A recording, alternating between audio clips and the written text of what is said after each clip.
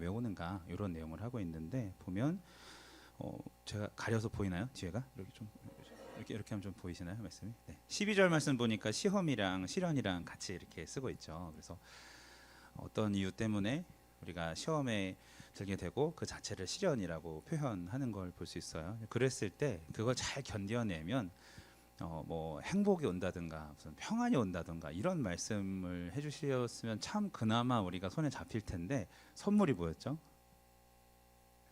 약속하신 생명의 면류관을 얘기를 하시는 거예요. 이게 어떤 의미인지 오늘 말씀을 통해서 야고보서를 통해서 야고보가 이 성도님들한테 하고 싶었던 말씀이 무엇인지 한번 잘 마음속에 새겨 보시길 바랍니다. 오늘 아주 중요한 원리가 여기 들어 있는데, 자 12절 말씀 같이 읽어볼까요? 시작.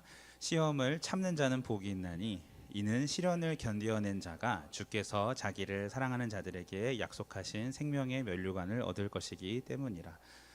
여기 시험은 오늘 이전에 배웠던 2절 말씀에 나오는 시련과도 같은 단어, 여기도 같은 단어로 나와 있어요. 그런데 이게 내가 잘못한 것 없는데 믿음 때문에 그냥 당하는 시련을 이야기하고 있는 것이 아니라 밑에 말씀을 보면은 14절 시작. 오직 각 사람이 시험을 받는 것은 자기 욕심에 이끌려 미혹됨이니. 그러니까 어떤 유혹거리들이 있어서 그것을 선택했다라는 의미가 있죠. 저기에는.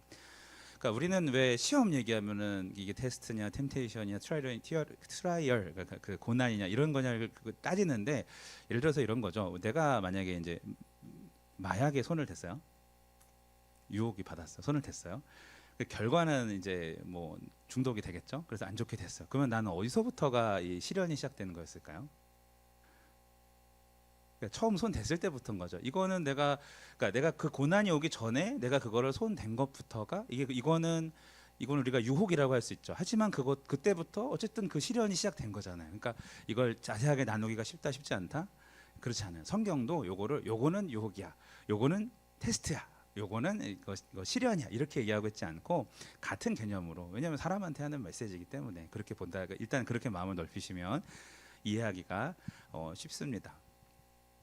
어쨌든 이 하나님께서 13절 보니까 하나님이 주시는 시험, 하나님 아무도 시험하지 않아.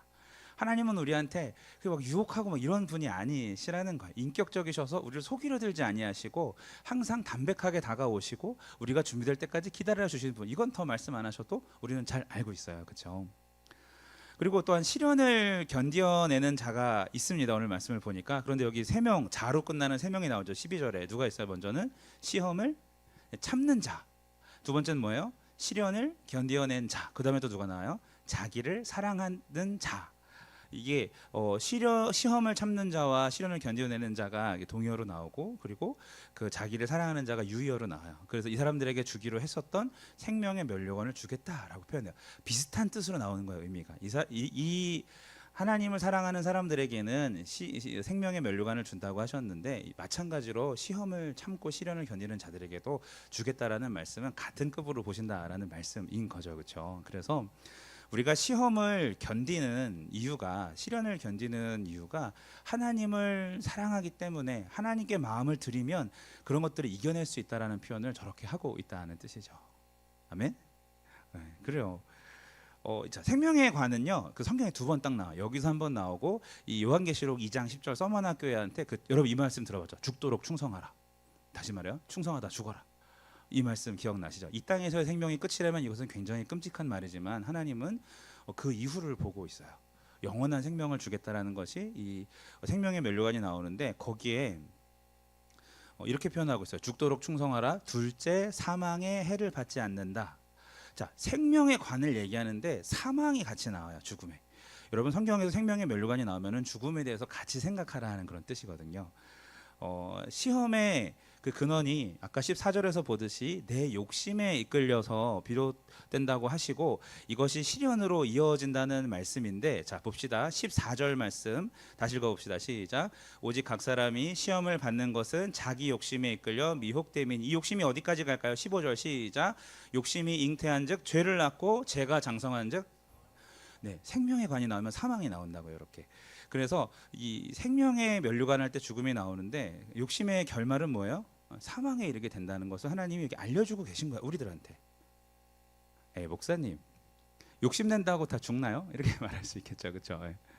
성경이 말하는 죽음이 뭘까? 이걸 잘 확실히 정리를 하셨으면 좋겠어요. 성경은 죽음을 성경에 나오는 죽음을 이렇게 모아 보면은 세 가지로 요약을 할 수가 있는데 가운데 우리가 잘 아는 한 가지 죽음이 있어요. 따라합시다. 분리.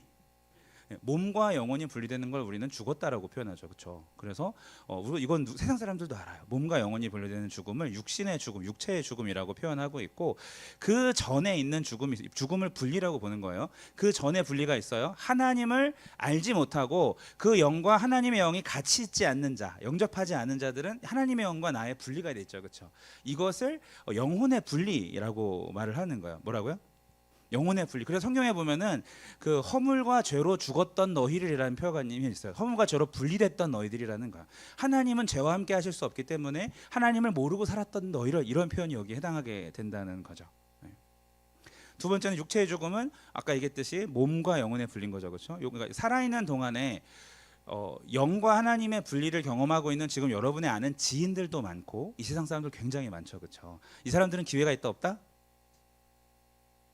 하나님을 만날 기회가 있다 없다? 있다. 살아 있으니까, 그렇죠? 누구를 통해서? 우리가 전하는 복음을 통해서 할 수 있다는 거예요, 그렇죠?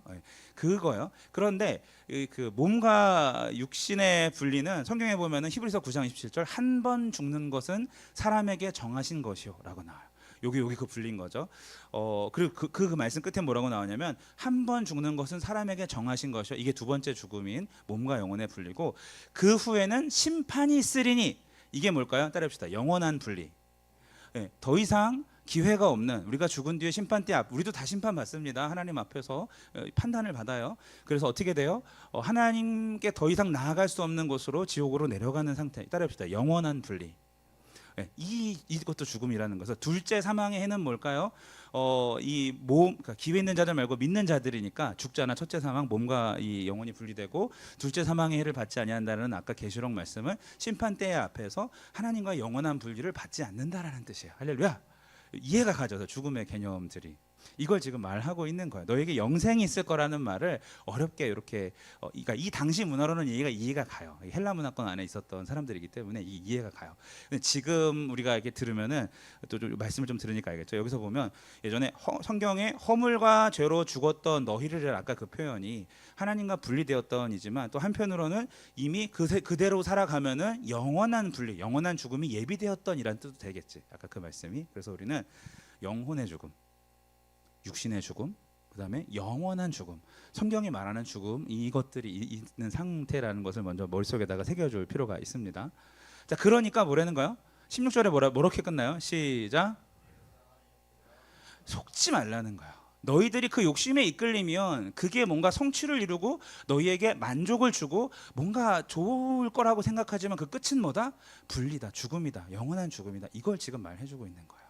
그걸 단지 시험을 잘 참아 그러면은 영생을 줄게 이런 표현이 아니라 그 시험에 이르게 하는 유혹을 조심하라라고 말씀하고 계시고 그 끝은 자기의 욕심에 이끌려되는 그 끝은 영원한 죽음이라고 우리에게 말씀을 하고 있는 것입니다. 저는 좀 억울했어요. 뭐냐면 속상했어요. 그러니까 억울한 게 속상했어요.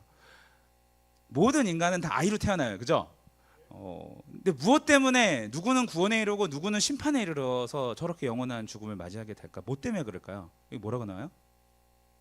그 욕심 때문이라는 거예요. 그게 너무 좀 속상하더라고요. 자기가 부산 장산교회 목사님 지팔직권이라고 하는데 자기 팔자 자기가 꼰다고 그렇게 얘기를 하더라고요. 자기가 선택하는 것들 때문에 결국은 그렇게 가는 거잖아요, 그죠? 좋아 보여서 그게 너무 안타깝다는 생각이 들더라고요. 자, 그러면 어떻게 할 수 있을까요? 자, 12절 말씀 다시 시작. 시험을 참는 자는 복이 있나니 이는 시련을 견뎌낸 자가 주께서 자기를 사랑하는 자들에게 약속하신 생명의 면류관을 얻을 것이기 때문이라.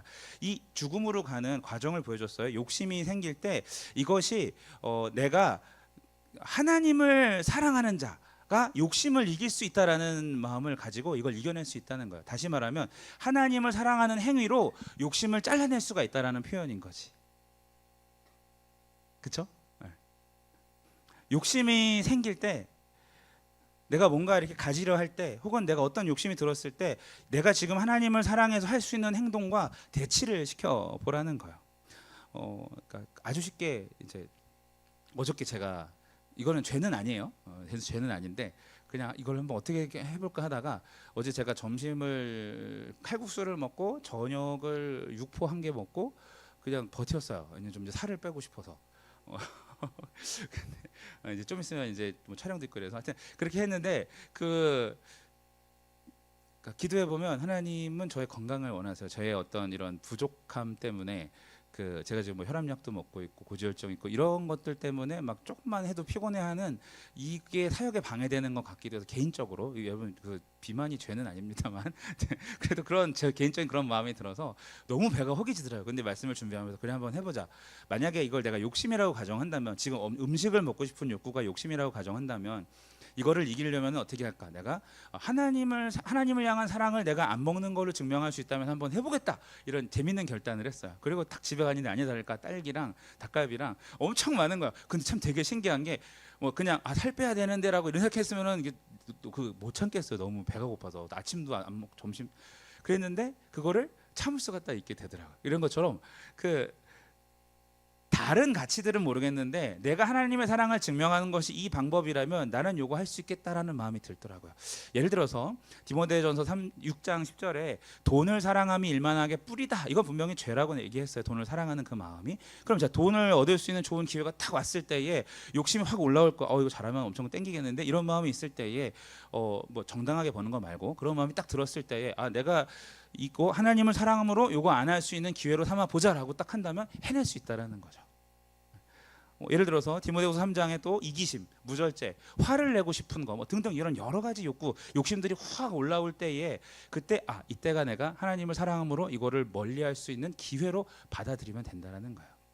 때려봅시다. 욕심과 하나님 사랑하는 것을 대치시킬 수 있는 지혜, 그게 있으면 된다는 거죠. 그러면 저 욕심으로부터 자유할 수가 있고 시험과 시련을 이겨낼 수 있다는 거예요. 성경은 우리에게 가장 큰 계명이고 온 율법과 선지자의 강령이라고 하면서 마태복음 22장 37절에서 40절에 이런 말씀을 주셨어요. 너희가 마음을 다하고 목숨을 다하고 뜻을 다하여 주 너희 하나님을 사랑하라 라는 표현을 주셨어요. 이 말을 보면서 하나님을 향한 하나님의 사랑이 그냥 하나님 사랑해라는 감정적인 고백이 아니라 내가 진짜 마음을 다하고 있고 목숨을 다하고 있고 뜻을 다하고 있나 이거를 점검해 보게 되더라니까. 왜요? 내가 그렇게 살아간다면은 내 욕심을 내려놓고 정말 하나님 안에서 주님의 뜻대로만 살 수 있을 것 같은 거야. 할렐루야.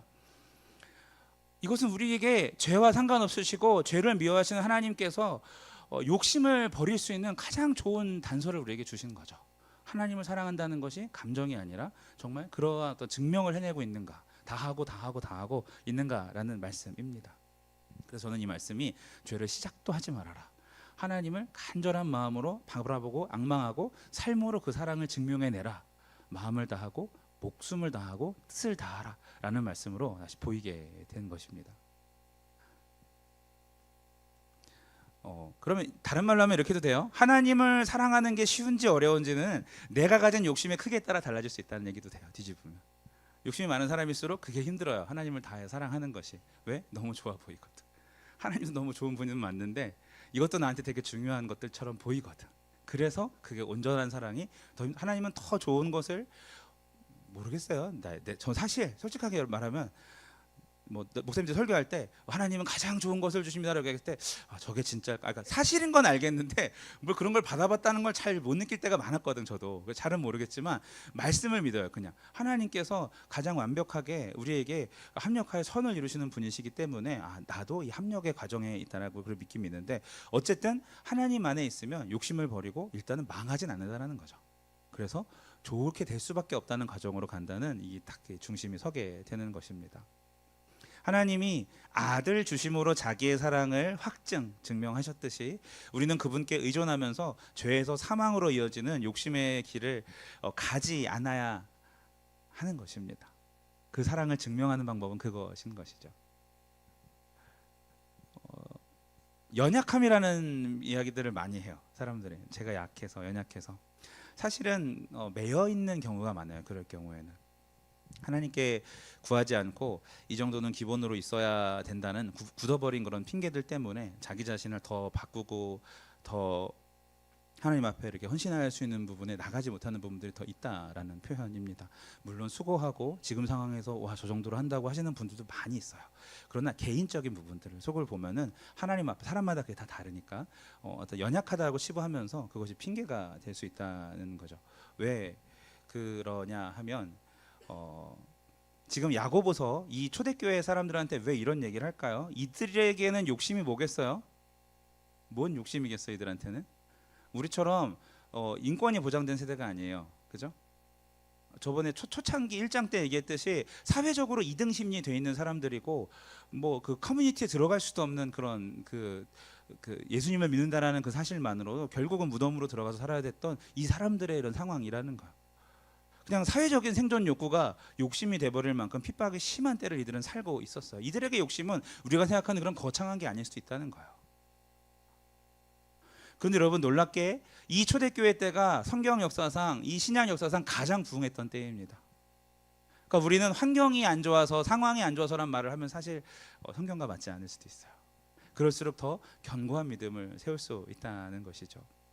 때가 악하다는 말은 환경이 안 좋다는 것이 아니라 에베소서 5장에 때가 악하다는 말이 나오는데 음행, 우상숭배, 더러운 탐욕 이런 것들이 등등 많아져서 죄가 보편화된 상태예요. 성경에는 마지막 때가 노아의 때와 같다고 했었죠.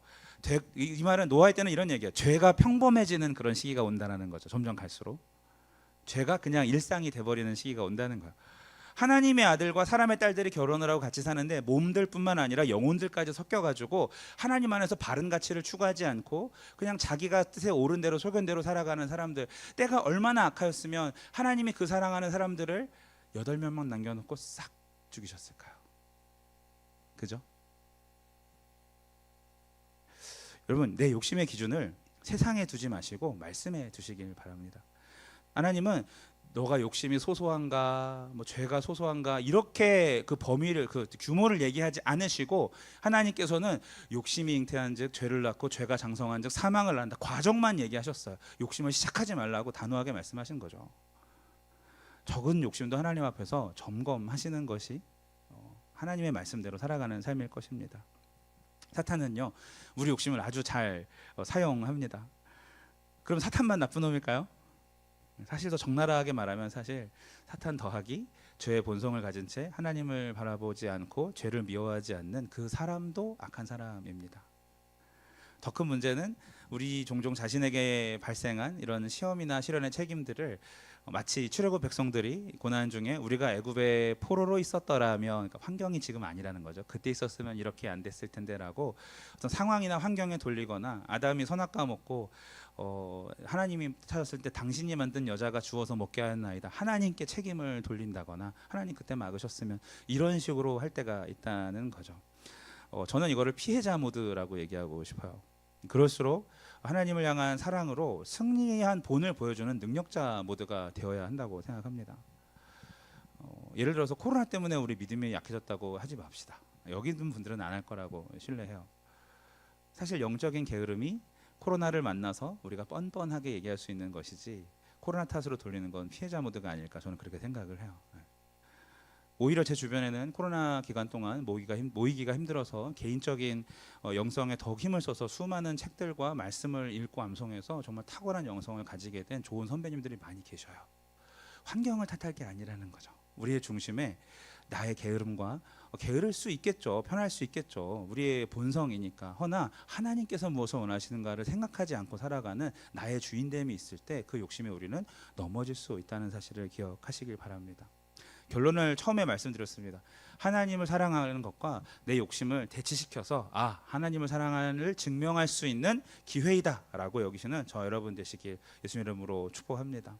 말씀을 맺습니다. 사랑하는 여러분, 선교회 가족 여러분, 시험은 욕심에서 시작이 되고 곧 시련으로 바뀌게 됩니다. 그 끝은요 결국은 사망으로 이어질 수밖에 없다고 성경이 우리한테 얘기하고 있습니다. 사람들이 자기 뜻대로 살고 싶은 욕심이 가득한 채 살았던 그 노아의 세상을 하나님께서는 물로 심판하셨습니다. 물 심판은 이해가 있지만, 물 심판은 기회가 있지만, 불 심판은 기회가 없습니다. 끝이에요. 마지막에는 그렇게 심판한다 말씀하셨어요. 정신을 차리고 하나님, 내가 욕심을 눈치챌 수 있도록 민감함을 더하여 주시옵소서라고 기도하셨으면 좋겠습니다. 저도 마찬가지고 욕심이 생길 때 하나님을 향한 사랑을 증명할 기회로 삼을 수 있도록 단단히 준비하는 저와 여러분 되시길 예수님의 이름으로 축복합니다. 오늘 말씀이 딱 이 본문에 한정이 되어 있기 때문에 조금 말씀이 따갑고 어두울 수 있어요. 하지만 더 말하고 있는 게 없어요. 영원한 생명보다 무엇이 더 중요하겠느냐, 이렇게 얘기하고 있고, 그 욕심을 우리가 마음을 다하여서 뜻을 다하여서 정말 목숨을 다해서 하나님을 향한 사랑으로 이겨낼 수 있다라고 말씀하고 있으니 더욱더 하나님을 사랑하시고 증명하시는 저와 여러분 되시길 예수 이름으로 축복합니다.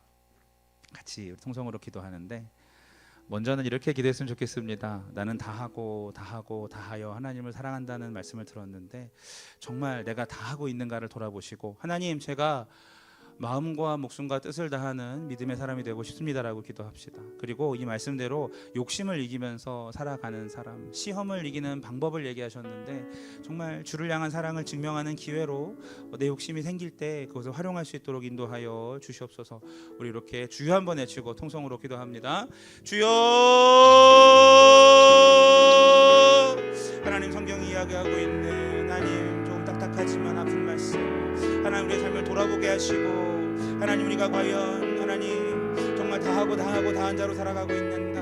그러나 주님, 우리를 홀로 내버려 두지 아니하시고 말씀을 일깨워 주시며 우리 안에 성령께서 하나님 주권을 가지고서 선한 길로 이끄심을 믿사오니, 하나님 우리가 더욱더 하나님 앞에 의지하게 하시고, 의존하게 하시고 주를 붙잡을 수 있는 믿음의 사람들 될 수 있도록 하나님 역사하여 주시옵소서. 우리가 들은 말씀이 우리가 살아갈 길을 낼 수 있도록 인도하여 주시고, 말씀을 핏대 삼아 믿으며 살아갈 수 있는 우리 모두가 될 수 있도록 하나님 역사하여 주시옵소서. 하나님, 시험을 찾는 자, 시련을 견뎌낸 자, 주께서 자기를 사랑하는 자들에게 주시는 면류관 말씀하신 것과 같이 모든 욕심을 대해 하나님을 사랑할 수 있는 기회로 여길 수 있는 안목을 주시고, 그렇게 대치시킬 수 있는 지혜를 더하여 주셔서 살아내고 나아갈 수 있도록 아버지 역사하여 주시옵소서. 나는 지금 다하고 있는가 볼 수 있도록 인도하시옵소서. 그렇게 하나님을 사랑하고 있는가 돌아보게 하여 주시고, 주를 향한 사랑으로 그 모든 것들을 이겨낼 수 있도록 하나님 역사하여 주시옵소서. 생존에 대한 사회적 욕구가 하나님 욕심이 될 만큼 핍박을 받았던 하나님 초대교회에서도 하나님 그들에게 이러한 것을 약속하셨듯이, 지금 우리가 살아가는 이 세상 속에서도 때가 어려워지고 악하여질수록 더욱더 하나님 우리가 무엇을 붙잡아야 하는지 하는 저 말씀 안에서 답을 찾을 수 있도록 인도하여 주시고, 주님을 사랑할 수 있는 하나님 이렇게 훈련받아 승리할 수 있는 사람 될 수 있도록 아버지 인도하여 주옵소서. 주님 믿사오니 하나님 함께하여 주옵소서. 주님 역사하여 주옵소서. 아버지 인도하시옵소서. 아버지,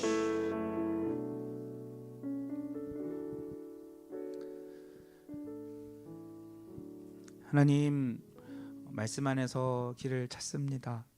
주님, 우리의 마음에 하나님이 원치 않는 것들을 선택하고 싶은 욕심이 생길 때에 주님을 향한 하나님을 향한 사랑을 증명할 수 있는 기회로 삼을 수 있도록 하나님 그렇게 대치시키는 지혜를 주시고, 마침내 마음을 다해 목숨을 다해 뜻을 다해 하나님을 사랑함을 증명하는 우리가 될 수 있도록 인도하여 주시옵소서. 하나님 앞에 예물을 드린 이체들 기억하여 주시고, 하나님 하늘의 신령한 땅에 기름진 것으로 채워 주셔서 물질로 인한 어려움이 아니라 나누어 주고 후히 사용하면서 하나님 나라를 흥왕하게 하는 그러한 믿음의 거부가 될 수 있도록, 실제적인 물질의 거부가 될 수 있도록 하나님 축복하오니 복을 더하여 주시옵소서. 이제는 우리 주 예수 그리스도의 은혜와 하나님의 크신 사랑과 성령님의 교통하심이 말씀대로 살기로 결단하는 이 자리에 있는 모든 비전 세대 지체들에게 지금부터 영원까지 함께 하시옵기를 간절히 축원하옵나이다.